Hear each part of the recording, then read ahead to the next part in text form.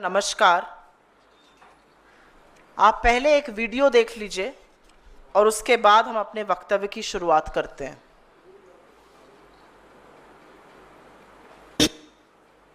प्रधानमंत्री जी को हम धन्यवाद देना चाहेंगे और पूरा देश की वो सेना, वो सैनिक उनके चरणों में नतमस्तक है। जिन्होंने हमारी बेटियों के सिंदूर उजाले थे, वही कटे पिटे लोगों को हमने उन्हीं की बहन भेज करके उनकी ऐसी की तैसी करवाई। भारत की पूरी सेना और भारत के सैनिक प्रधानमंत्री मोदी के चरणों में नतमस्तक हैं, ये कहना है बीजेपी के मध्य प्रदेश के उप मुख्यमंत्री जगदीश देवड़ा का। और उसके बाद तो आपने सुना ही, जो बीजेपी के दूसरे शिरोमणि हैं मध्य प्रदेश के ही मंत्री विजय शाह, उनकी घिनौनी बात कर्नल सोफिया कुरैशी को सुनकर पूरा देश आज भी स्तब्ध है। और उसके बारे में हाईकोर्ट ने क्या कहा उसको साझा कर देती हूं। लेकिन सेना और सैनिक किसी के चरणों में नतमस्तक है, यह बात हिंदुस्तान का कोई व्यक्ति कही ही नहीं सकता है। जिस सेना के शौर्य और पराक्रम के आगे पूरा देश नतमस्तक है, जो सेना हमारी सरहद से लेकर हमारी भूभागीय अखंडता, हम सबकी सुरक्षा सुनिश्चित करती है, जो जब जब देश पर संकट आता है, इस बार भी जब पहलगाम का आतंकी हमला हुआ तो दुश्मन को नाकों चने चबवाने का काम जो सेना करती है, जिसने पाकिस्तान में घुसकर आतंकी कैंप निस्तो नाबूद किए, जिसने पाकिस्तान की रूह कपा दी, उस सेना के लिए कहना कि वो सेना किसी के चरणों में नतमस्तक है, यह पाप है। और यह पाप बीजेपी के लोग, बीजेपी के उप मुख्यमंत्री, उनके वरिष्ठ नेता लगातार कर रहे हैं। हमारी सेना ने हर बार दुश्मन को धूल चटाने का काम किया है और इस बार भी इतनी आक्रामक कार्रवाई की कि पाकिस्तान के पैर कांप गए, उनकी रूह कांप गई। एक ऐसी सेना जिसके लिए इस देश के हर व्यक्ति के मन में सम्मान है, आदर है और पूरा राष्ट्र कृतज्ञ है कि हम शांति से, हम सुरक्षा से, हम आराम से इसलिए रह पाते हैं क्योंकि हमारे जाबाज सैनिक इस देश की सुरक्षा करते हैं। और वो इस देश की सुरक्षा तपते हुए रेगिस्तान से लेकर हाड़ कांपती हुई ठंड वाले सियाचिन के ग्लेशियर में खड़े होकर करते हैं। और तब हमारा लोकतंत्र, तब हमारी भूभागीय अखंडता, तब हमारा देश सुरक्षित रह सकता है।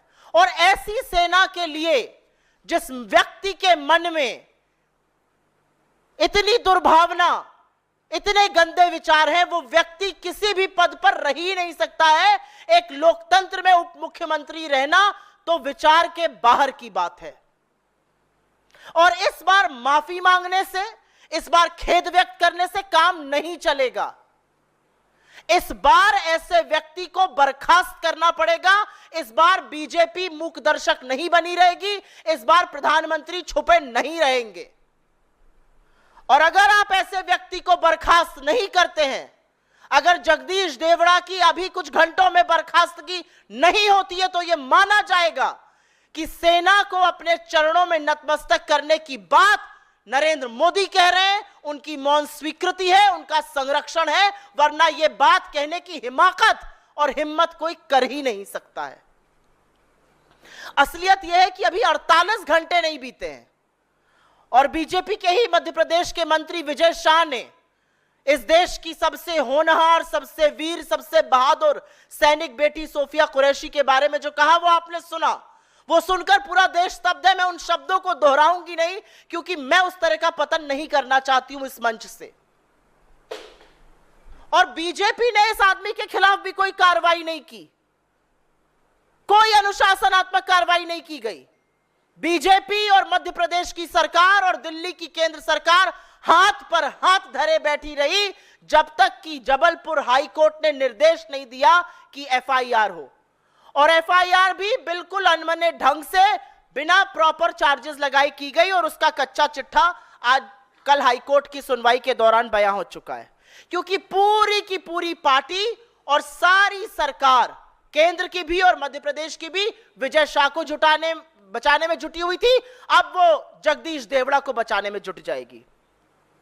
असलियत यह है कि मध्य प्रदेश के हाई कोर्ट ने कल सुनवाई के दौरान कहा कि जिस तरह की एफआईआर दर्ज हुई है वो सिर्फ और सिर्फ दिखावा है और एफआईआर में ऐसा कुछ भी नहीं है जिससे संज्ञेय अपराध दर्शाया जा सके।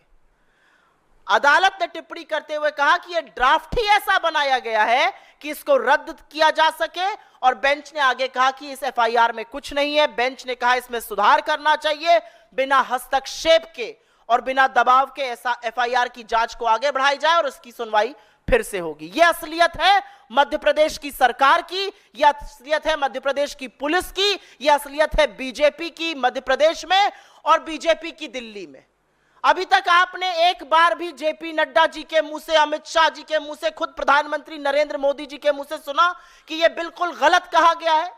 अभी तक बीजेपी के किसी भी नेता ने आके कहा जगदीश देवड़ा और विजय शाह जैसे लोगों की सभ्य समाज में कोई जगह नहीं है, सरकार तो बहुत दूर की बात है। लेकिन एक सवाल उठता है कि हमारे देश में जहां पर सेना का जो सम्मान है वो सर्वोच्च है, जहां पर बार बार पूरा देश कृतज्ञता स्पष्ट करता है, जहां पर जब छुट्टियां कैंसिल हुई और जब सैनिक अपने अपने बेस पे जा रहे थे तो उनको इस देश के आम नागरिक पानी पिला रहे हैं, उनके ऊपर पुष्पों की वर्षा कर रहे हैं। बीजेपी ऐसा क्यों करती है? बार बार ऐसा क्यों करती है? जिस ऑफिसर को देख के इस देश की आधी आबादी और बाकी सब लोगों का सीना गर्व से तन जाता है, उसके लिए इतनी नीच बात क्यों कहते हैं बीजेपी के लोग? जिस सेना के चलते हमारा गर्व से सिर ऊंचा रहता है, हमारा इकबाल बुलंद रहता है, उस सेना को कहना कि वो चरण में नतमस्तक है मोदी जी के, ऐसा वो क्यों करते हैं? क्योंकि बीजेपी की रगों में बलिदान का नहीं, मुखबिरी का खून है। क्योंकि बीजेपी बार बार सेना का अपमान इसलिए करती है क्योंकि बीजेपी ने आजादी के आंदोलन में कोई भूमिका नहीं निभाई थी, कोई बलिदान नहीं दिया था।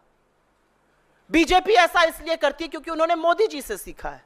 खुद मोदी जी भी तो कहते थे कि एक व्यापारी के अंदर एक सैनिक से ज्यादा साहस है, और आज वही बात उनकी पार्टी और उनके लोग बार बार दोहरा रहे हैं।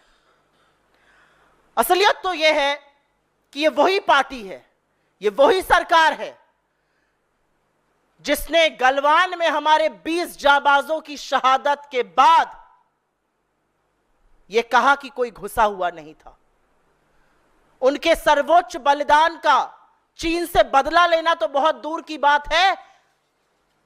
मोदी जी ने तो और उनकी सरकार ने तो चीन से इतना व्यापार किया कि $100 बिलियन का ट्रेड डेफिसिट ही कर डाला, भर भर के चीन को व्यापार दिया।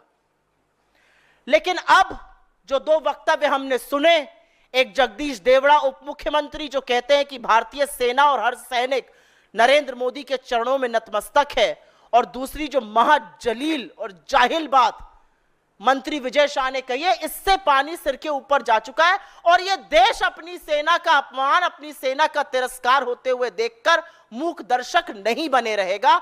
हम मूक दर्शक बनने को कतई तैयार नहीं है। और मेरी इस मंच से एक मांग है, अगर नरेंद्र मोदी जी के मन में सेना के लिए लेश मात्र भी इज्जत है, रंच मात्र भी सम्मान है, तो वो तुरंत इन दोनों लोगों को बर्खास्त करें, इनको तुरंत मार्चिंग ऑर्डर्स दिए जाए, इनको सरकार में बने रहने का कोई हक नहीं है, वरना इसको नरेंद्र मोदी जी की मौन स्वीकृति और उनका पूरा पूरा संरक्षण माना जाएगा।